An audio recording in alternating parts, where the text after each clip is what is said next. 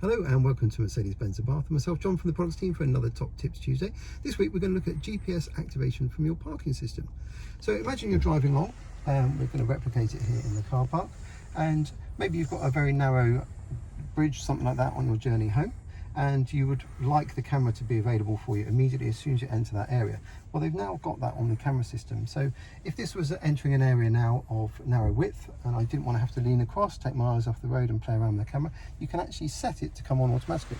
So go into your camera settings, and on the far right you'll see GPS activation. As soon as you press that, it will memorize this area. Then we're going to drive off, and then we're going to come back to the area in a moment and see if it's done it.